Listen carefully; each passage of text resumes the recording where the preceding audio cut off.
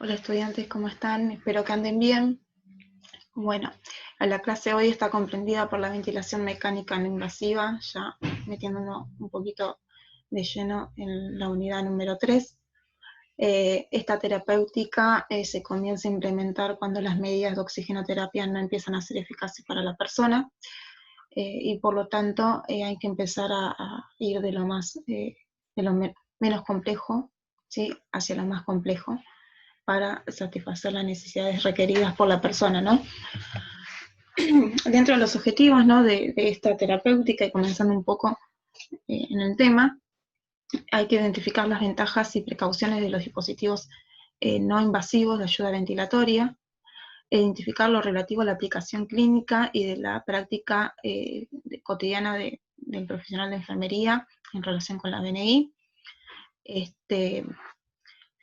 Esto tiene que ver un poco con que, por ejemplo, a diferencia de la ventilación mecánica invasiva, que posteriormente lo van a ver, no se invade la vía aérea, lo cual eso trae múltiples beneficios. Por un lado, tenemos una disminución del riesgo de neumonía, ¿sí? Esto tiene que ver cuando la persona no está intubada, por lo tanto, el riesgo de neumonía asociada a una ventilación mecánica, ¿sí?, es casi, no es nula, pero sí disminuye considerablemente el porcentaje. Disminuye el uso de antibióticos justamente porque esto se va a estar ligado a la no presencia de neumonía, a la no presencia de invadir la vía aérea y poder contaminarla.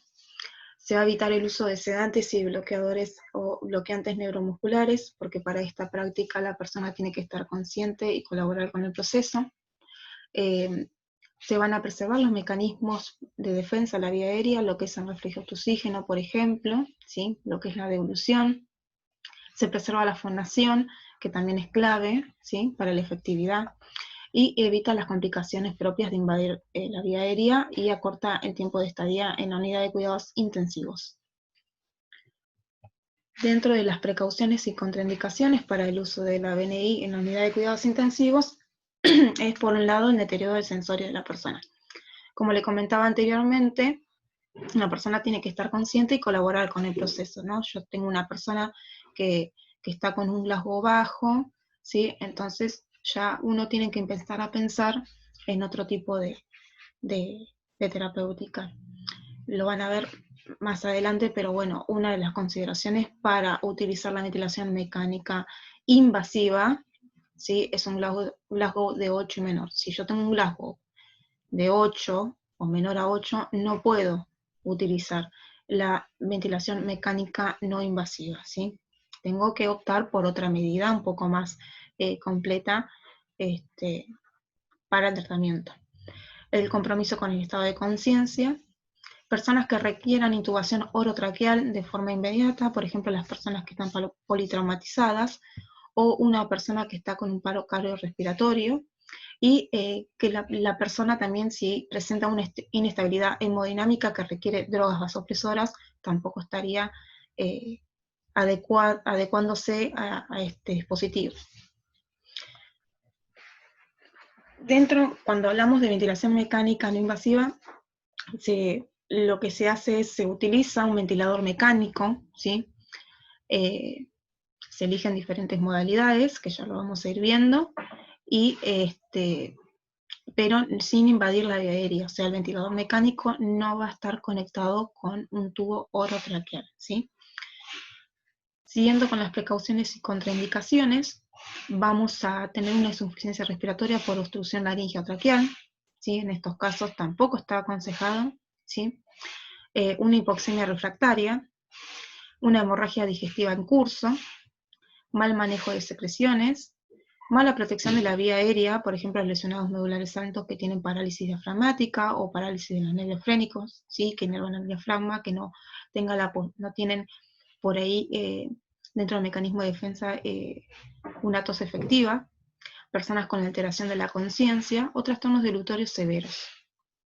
Dificultan la cooperación de la persona, imposibilidad de adaptarse al sistema y traumatismo maxilofaciales.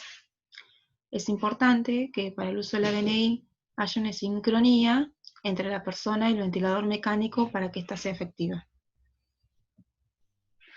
Dentro de la definición, ¿sí?, de ventilación mecánica no invasiva, es la aplicación de ventilación de presión positiva a través de una interfase, que es como una mascarilla, sin la necesidad de utilizar un tubo endotraqueal o una cánula de traqueostomía.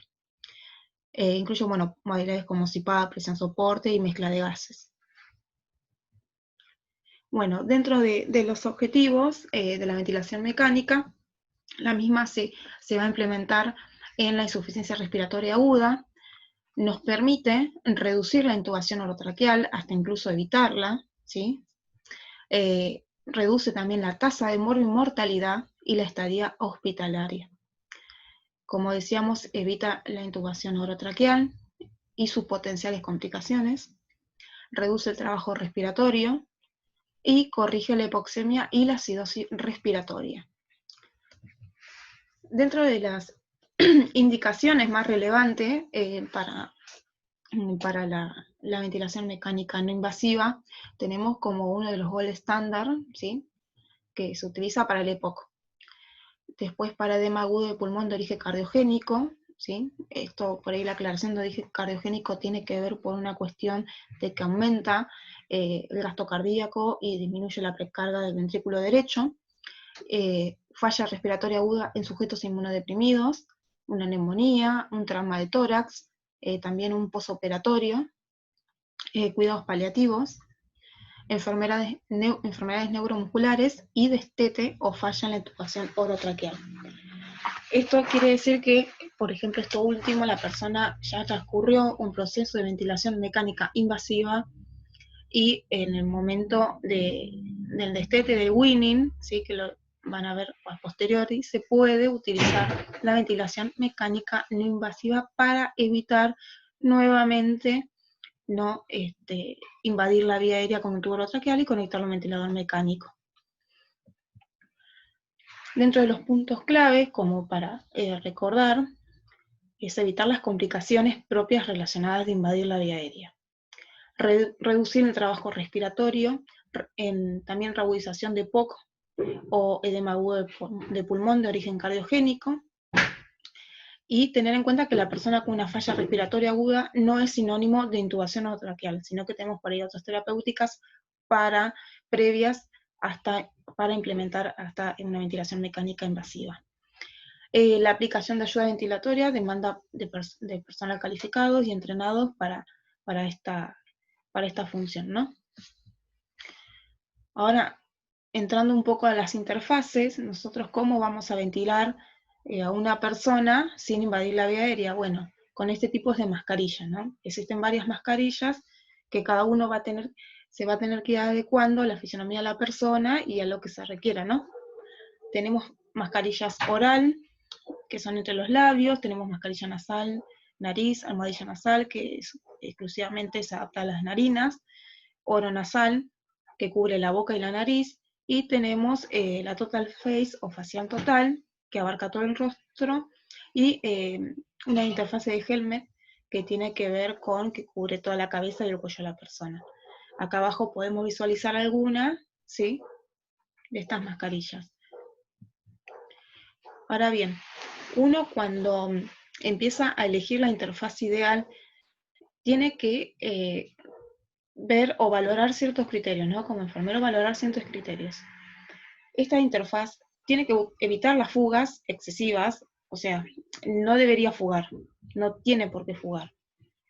Hay mascarillas que fugan, o adaptarnos a lo que tenemos y ver de qué forma poder cumplir, ¿no?, estos requisitos. Evitar fugas excesivas, tiene que ser liviana y transparente, ¿sí?, que yo pueda ver a la persona y que la persona también pueda visualizar, ¿sí?, confortable y estable, no tiene que molestar, no tiene que ser incómoda, fácil de colocar y retirar, de material hipoalergénico, de sencilla higiene y mantenimiento, ¿sí? ¿Cómo sujetamos esa mascarilla o esa interfaz? Bueno, tenemos arneses que se utilizan para corroborar que esa interfaz cumpla su función, ¿sí? Es un conjunto.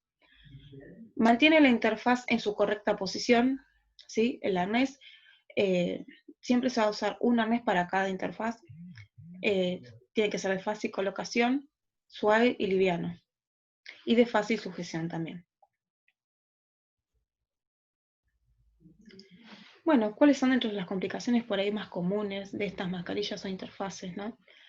En primer lugar tenemos las lesiones por presión, ¿sí? Por el tiempo y transcurrido de la terapéutica, suelen generar lesiones por presión. Se puede utilizar o se utiliza en algunos lugares parches hidrocoloides, sobre todo para colocarlos por encima del puente, ¿sí? De la nariz, ¿sí? En lo que es el tabique, por ahí en personas muy delgadas, se puede utilizar tanto para prevenir lesiones por presión o para ayudar a esa interfaz a tener una mayor adherencia, ¿no? Y evitar las fugas. El tamaño es otra, como hablaba recientemente, puede ser otra complicación, por ahí interfaces muy grandes, una cara muy pequeña o viceversa. Fugas de aire, claustrofobia, ¿sí? Sobre todo la total face suelen causar claustrofobia. Se queda en la mucosa oral, distensión gástrica, agitación, reinhalación de dióxido de carbono y por ahí el ruido, ¿no? El uso en la unidad de terapia intensiva suelen, por lo general, utilizarse dos tipos de mascarillas de interfaz. Por un lado tenemos la oronasal y por otro la total face. Estas son las interfaces que más se utilizan en la unidad de cuidados intensivos. Acá vemos el arnés, ¿sí? Vieron, las sujeciones tienen que estar, digamos, lo más seguras posible. Y debemos valorar que de tener estos arnés, si hacen falta, valorar el estado, las interfaces también lo mismo, ¿sí? Y bueno, una vez que elegimos por ahí la interfaz y el arnés, vamos a empezar a hablar con la persona y a comunicarle un poco en qué consiste el procedimiento, ¿no? Esto que hablaba hace un rato de tener en cuenta el sensorio, ¿sí? Porque la persona tiene que colaborar con el procedimiento. Tiene que estar estable hemodinámicamente, corroborar de que no tenga trauma facial y que no precise una intubación orotraqueal. Bueno, una vez que elegimos el interfaz y el arnés, vamos a elevar la cabecera de la persona a 45 grados, con lo que minimizamos el riesgo de aspiración y es posible conseguir un mayor volumen corriente. Recuerden que es una máscara conectada, ¿sí? Con una tubuladura a un ventilador mecánico. Ese ventilador mecánico va a expulsar aire, va a expulsar presión negativa. Eso, y tener la presión a 45 grados me va a permitir por ahí darle mayor volumen de aire, ¿sí? Y debemos prestar atención a la distensión gástrica, abdominal. Perdón. Vamos a explicar el procedimiento a la persona, le vamos a solicitar su colaboración, le vamos a decir que este dispositivo va a inyectar aire, ¿sí? Que trate de empezar una sincronicidad, ¿sí? Con su respiración y el aire, que no se asuste si al principio cuesta un poco, que se relaje, que no se asuste, que no tenga miedo. Vamos a hacer esto con la cabeza elevada a 45 grados.